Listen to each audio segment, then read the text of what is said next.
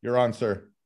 Hey, hello, Santa Fe. Mayor Alan Weber from the mayor's office today. You can see the background. I've got all the things back there here in my office, and it's a beautiful day. Quick COVID update. Remember to wear your mask. Remember to get your vaccination. We are rolling them out. A big round of applause to our good friends at Christus St. Vincent and to the county and to our friends at the National Guard, our police, our fire departments. We are seeing real progress in vaccination. There was a vaccination event over at the Midtown where roughly 2,000 people got vaccinated. There'll be more of that coming forward. I think 11 more events. I think there's something happening Thursday, something happening Friday. But here's the kicker, folks. You got to go to the Department of Health and their website to get registered. Get registered at DOH and you will get vaccinated. The current numbers, residents of Santa Fe County with at least one shot, 52%, more than half of us. Fully vaccinated, 32.5%, roughly a third of us. Totally registered, 67%, two-thirds of us. We got to get up into the 80s and the 90s, but boy, oh boy, we are making progress. It's so exciting. There's a great article, if you're a fan of the website Politico, a nice article this morning pointing out that under our governor, we are the #1 state in America for vaccinations, and they say it's because the governor's team rolled it out. They kept it simple. They kept it straightforward. They had one location to get registered. It's really taken hold. We are making progress. We're ramping up the vaccination rate, but here's the kicker. We cannot let our guard down. We're seeing Michigan, another wave of infection and COVID cases here in New Mexico, in Santa Fe County. Well, statewide, we had over the weekend 647 cases. That's a 3-day spread. Santa Fe, over that same period, 17. So that's about 6 a day. So we're keeping it around 6 a day. If we can handle it so that we stay below the threshold where it's not spreading and we don't get sudden intake of new variants, we're going to be okay. But remember to wear your face mask. We still have an ordinance. I've asked our police department to be on the lookout for people who are not wearing masks and to offer them a mask. Our tourism department has made free masks available to anyone who needs one, wants one. We have free masks. So wear a mask, use hand sanitizer. Let's get vaccinated at these large events. 2,000 people in one day is great. But we got to keep doing it. We got to stay with it. A lot of other good news going forward. This last weekend, we got to see what it looks like when you're in the turquoise. I went over to the convention center on Saturday. There was a dance competition that came up here from Albuquerque because we're in the turquoise. Beautiful young kids dancing on stage, being evaluated by judges, winning prizes, their parents and families safely distanced in the audience, moving groups in, moving groups out. I talked to the organizer of it. He said, we're coming back. We love Santa Fe. Yesterday, I stopped by at the movie that's being made here in town. Got to say hello to Mario Lopez and his movie-making friends. Beautiful film. They're bringing money and bringing video to Santa Fe. It'll be a Christmas movie. We won't get to see it for a number of months, but Christmas in Santa Fe is special. We know that.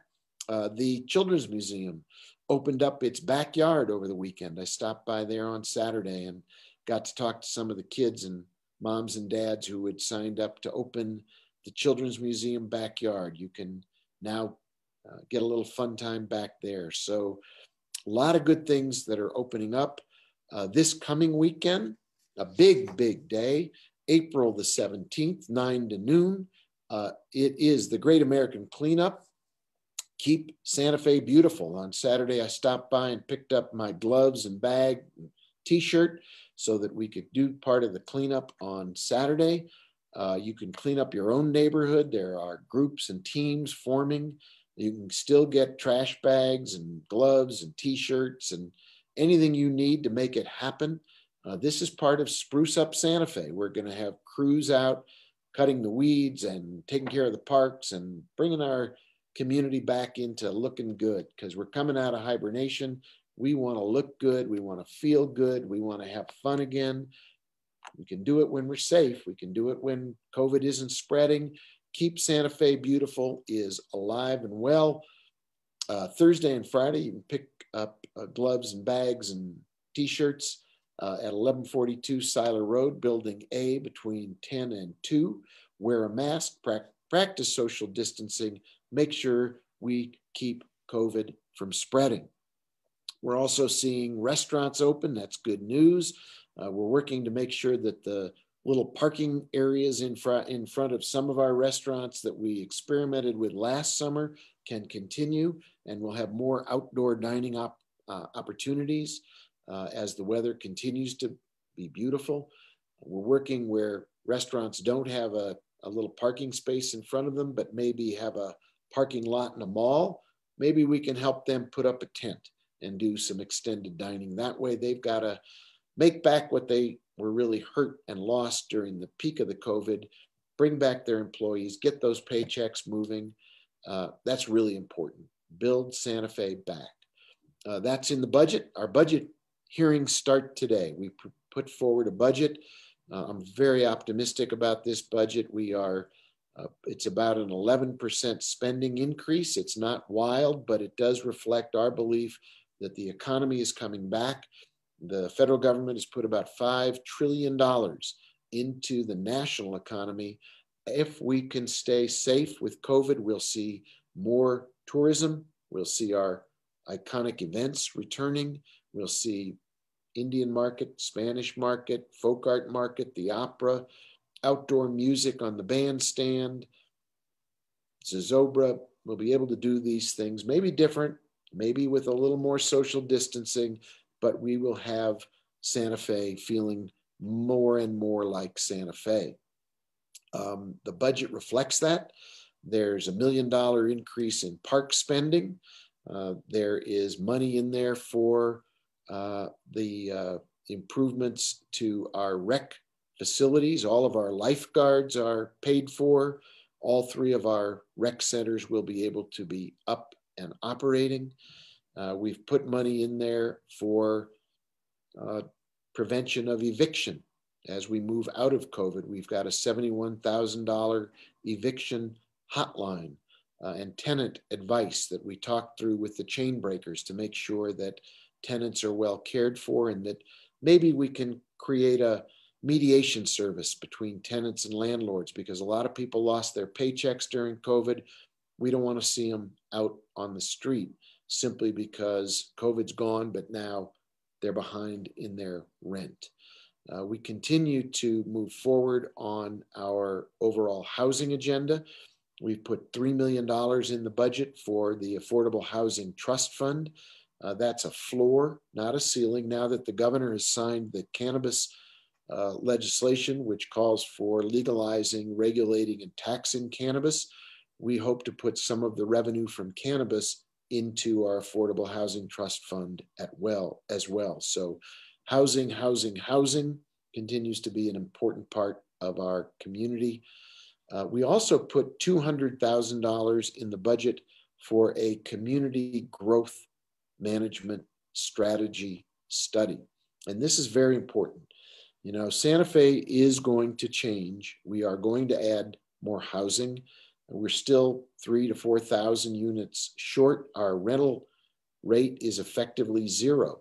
If a unit becomes available to rent, it doesn't stay on the market. It turns over immediately. That tells you how desirable it is for people who are looking to live here. We want more people who work here to live here. We want more people to live here and work here. Right now, something like 53% of the people who work in Santa Fe don't live in Santa Fe, and we want to reverse that. We want people to be able to afford to work and live in Santa Fe. That means more housing. But we can't have more housing if we lose the soul of Santa Fe.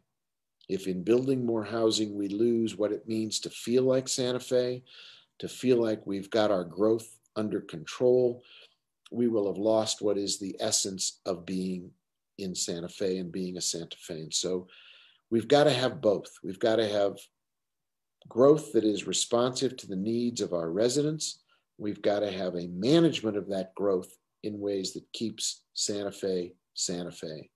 There's something magic about living here. It's in the air, it's in the water, it's in the mountains, it's in the land and the history, the culture, the art. It's in the families. We can't lose that. Then we won't have anything. So as we think about the future of our city, we have to think about the investments that make our future connected to our past. How do we keep the essence of Santa Fe?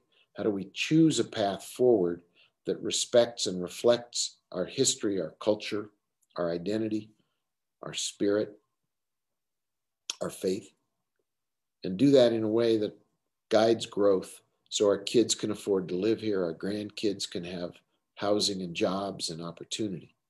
That's in the budget for the first time, a growth management study. We have a very, very interesting series of hearings that start this afternoon in front of the Finance Committee. I encourage you to watch and listen, pay attention to how we are going to allocate and spend your tax dollars. These are your dollars. You've entrusted us with the responsibility of making wise and sound investments in people, in systems, in neighborhoods, in housing, in sustainability, in the community as a place to live and grow and flourish. One of our important investments is in the people who work for the city. This budget includes a 4% pay increase for the city employees, as well as $2.3 million so that their healthcare costs won't go up. We know that COVID, the year we've gone through, means that a lot of people have had to defer healthcare. They've had things they wanted to take care of, but in COVID times, you couldn't go into a doctor or a hospital to get that work done, to have your health looked after. As we come out of COVID, we don't want to see those costs passed on to our employees. The city is picking those up. That's about a $2.3 million investment in the well-being of our employees, along with the 4% pay increase.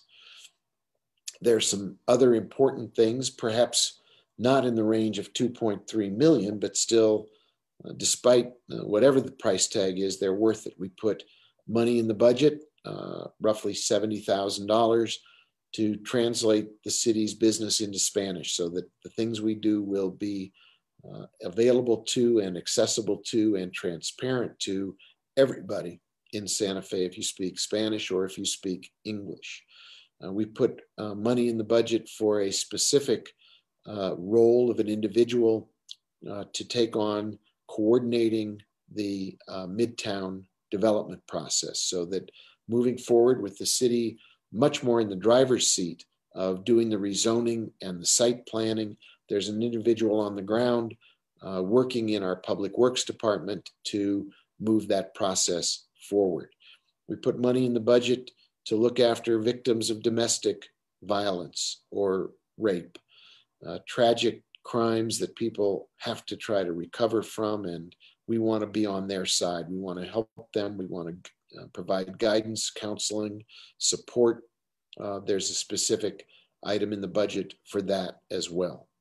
So I hope you'll watch the proceedings of the Finance Committee. I hope you will pay attention.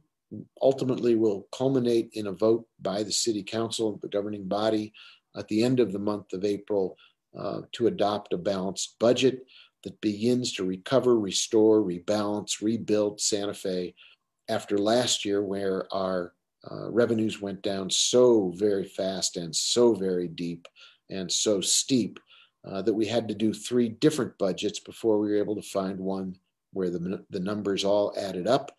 We were able to adopt a budget ultimately with no layoffs and no pay cuts, but now we're trying to build back.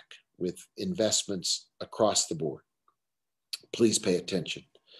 Other interesting things I'd like to call to your attention, of course, Thursday, April 15, our good friends at the Food Depot, who continue to provide food for everybody in Santa Fe, are doing a food distribution from 7 to 9 a.m.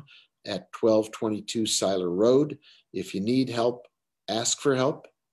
This continues to be an important part of our community, making sure everybody has food on the table. Another way to put food on the table is to shop local and to support our local businesses, merchants, retailers. SantaFeMarketplace.com is a way for all of us to buy local and put our money where our home is, right here in Santa Fe. Another worthwhile activity for the month of April, the 2021 Wyland National Mayor's Challenge for Water Conservation. Last year, we were number 4 in the nation. For cities our size, we want to be number 1. We want to be the best. And so go to mywaterpledge.com and fill it out. It takes about 5 minutes. We can win it. If we win it, then some worthy nonprofit in Santa Fe will get the benefit of a 2021 Toyota Highlander hybrid to serve the community. So please go to mywaterpledge.com and fill out that questionnaire. We had a big hearing last week on the Zeastation development. And as I was talking a little bit earlier about change and growth management, that hearing really made clear to me just how important this issue is. I want to thank all the people who testified. It was a 2-part hearing. The first was for public input. We had a very, very good, strong, and well-informed turnout. Some folks in the neighborhood were opposed to the development and raised important concerns around traffic, pedestrian impact, the need to look seriously at water use, at the height of the buildings that were being proposed, parking coverage, impact on the existing housing in that neighborhood.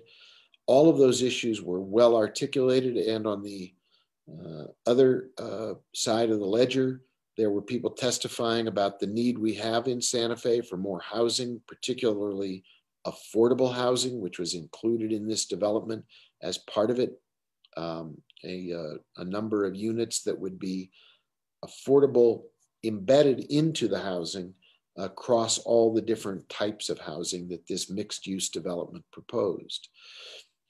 There was concern expressed about the process, and I understand that. We have a land use process in Santa Fe that not everybody has gone through, and so it's complicated. It involves rules and regulations that make city council members and the mayor sit in a hearing as if we were judges in a trial rather than local elected officials responding directly to the concerns of residents. We're asked to evaluate, does the proposal match the zoning code? Not how do we feel personally about the concerns of our voters or our residents. And so it puts all of us in a very uncomfortable situation, a different role. Not everybody understands this process. It's called a quasi-judicial process. It's something we need to do a better job explaining because it continues to really be a part of how we do business that is not easily understood. At the end of the day, the concerns that were raised actually made a better project. The developer had to respond to issues about pedestrians and bicycles, cars and traffic, water use, impact on the environment, impact on the view corridor. It is an important example of how we need this conversation about managing growth. We can't really see growth as the enemy.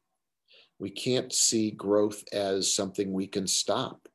There will be change and growth as Santa Fe continues to become a more and more attractive place for all of us to stay and live and have a place for our kids to stay and live and work. We are going to have to adapt. The challenge is to grow and make changes in ways that don't lose the heart and soul of this very special place. Santa Fe is unique. There is no other community in America like us. Nobody has our history. Nobody has our culture. Nobody has our traditions. From dance and food and faith, we are absolutely unique, special, remarkable. And everything we do as a city has got to be with a deep reflection on how we can keep our deep roots and our special quality of life and adapt to new demands on the environment, on water, on land use, on jobs. I'll give you another example that I think is coming along really well. We proposed some months ago to replace the street lights in Santa Fe, which are all very old, antiquated, energy inefficient, actually light up the night sky more than they should because they leak light up into the air. They are hard to maintain and they are environmentally unfriendly. And so our Public Works Department, working with our finance team, came up with a really good way to replace these obsolete, outmoded street lights with new LED lights. They're environmentally and economically much better for our community. But the challenge, again, is how do you bring in new technology without negatively affecting the quality of life, the character of our city? And we heard loud and clear from people who are not only astronomers, but just love the night sky, that nothing we should do should harm that feeling of Santa Fe. You can't even give it words. It's just a feeling. It's an essence. It's a quality of the night sky, the air, the mountains as the sun goes down, what the light is like, the texture, the feeling. How do we modernize the lights without changing that essence of Santa Fe? Well, we not only got the message that this is of vital importance to everybody in Santa Fe, we found a way to respond that I think is really creative and productive.